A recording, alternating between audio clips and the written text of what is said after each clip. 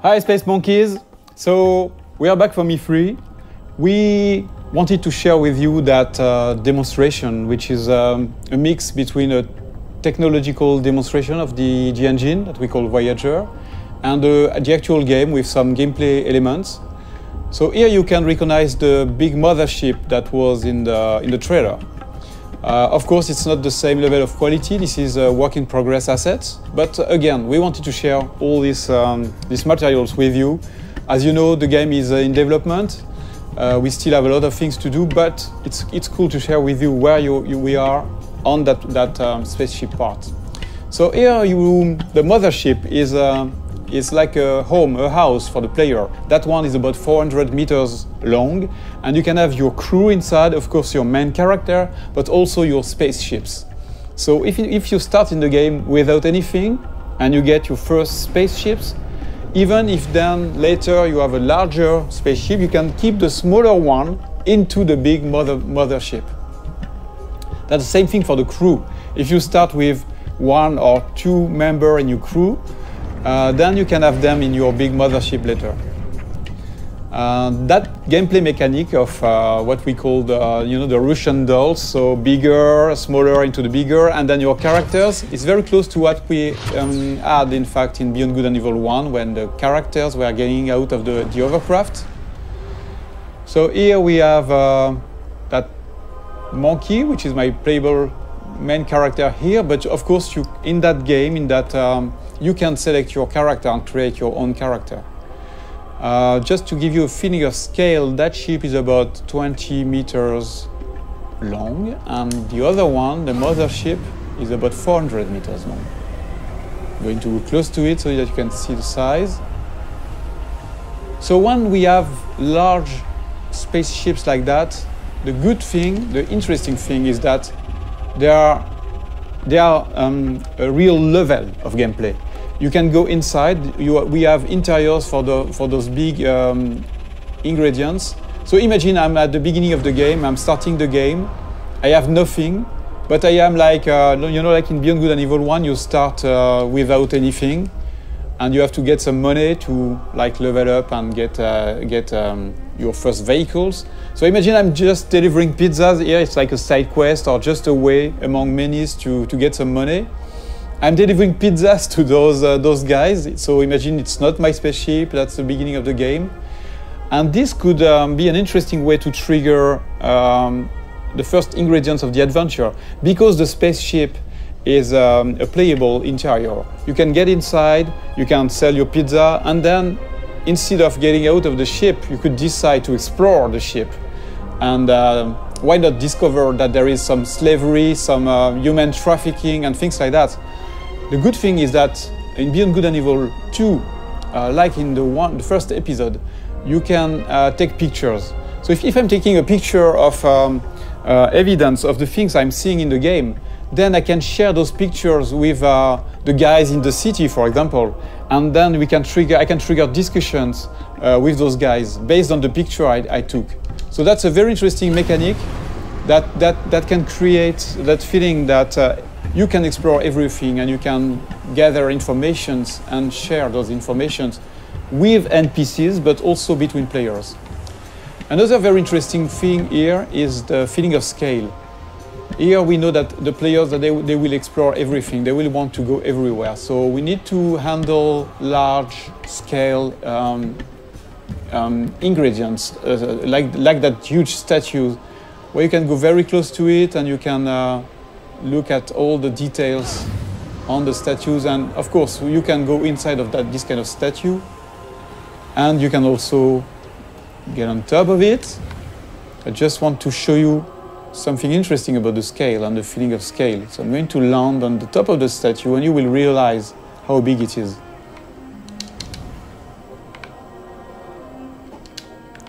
So here we have a wonderful vista, and I want to show you. So I'm going to go more in the developer edition mode, where I can move the camera very easily, and you can really notice and understand the feeling of scale when you look at that little monkey on top of the big statue. This is just a part of the head of the statue, and you're already very small. And it's very interesting to understand the scale of things. Here you see that the statue is really, really big. The statue is about 700 meters high.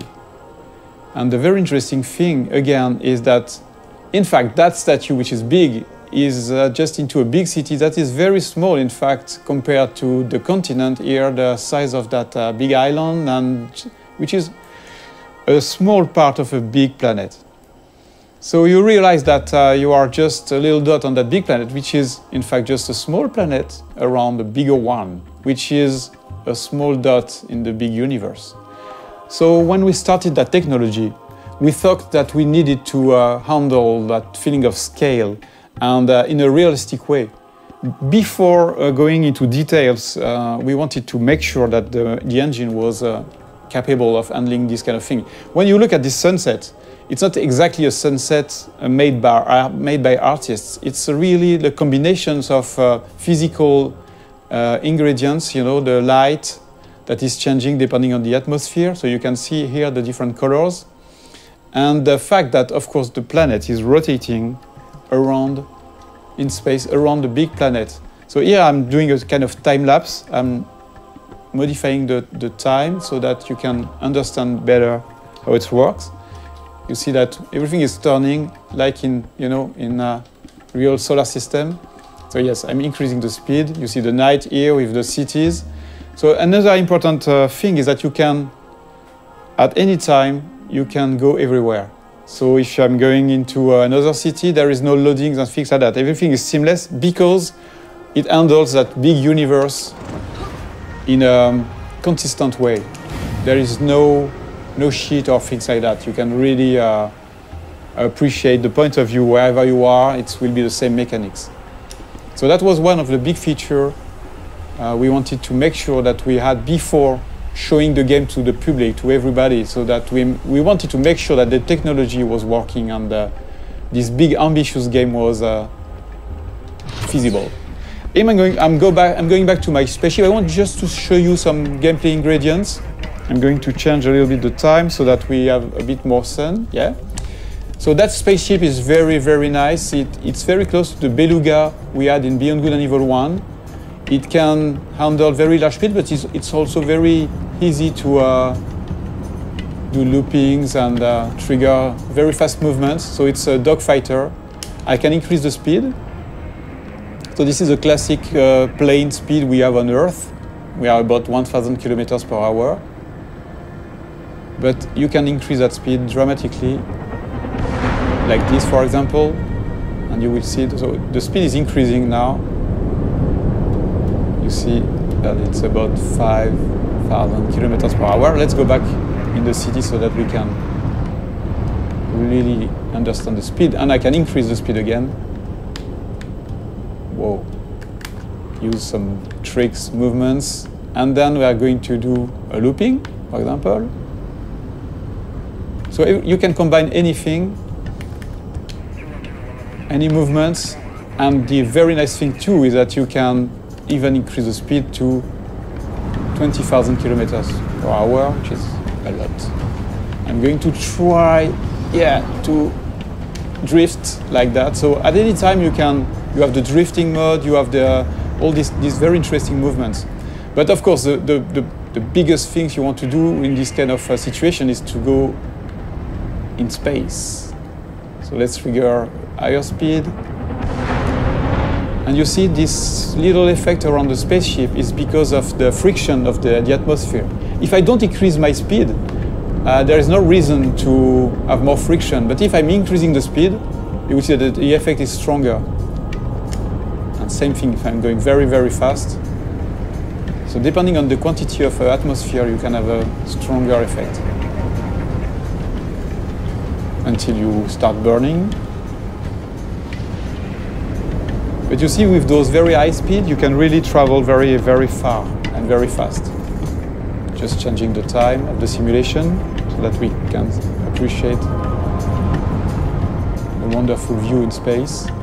So if I decide to go on this planet or the satellite, which is somewhere around there, I can go there seamlessly.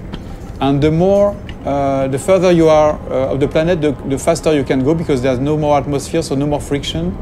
So here still have a little friction. But of course you can go back onto the planet whenever you want.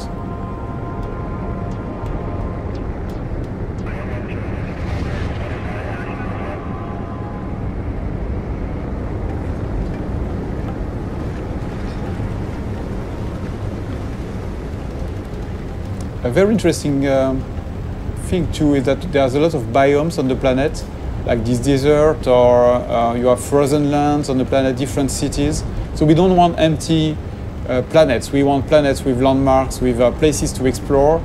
There are mountains where you have some monks living there. So they are not empty, repetitive planets. The planets we aim to work on, to make our planets with life. And the planet itself is living somehow. For example, that planet has different, I would say, big biomes. Because that planet, as I told you, is a satellite of the bigger one, the one that is in the foreground. A part of that planet is protected, like the moon. Our moon is a part of the moon is protected by Earth. From the big asteroids and meteorites. So here that's exactly the same thing. The cities are built in the safe place where nothing is falling from space. But I will show you a bit later the opposite part of that planet, where you can have real-time giant meteorites, asteroids falling and modifying the planet's ground. The very interesting thing is that this kind of event is connected to the life on the planet. So that, yes, you've got those cities on the safe place, but once the big, giant meteorites are falling on the other side of the planet, then you have the big companies that are sending the slaves on those very dangerous places. And a lot of slaves are dying trying to gather the meteorites goods, all the things that are falling from space and crashing.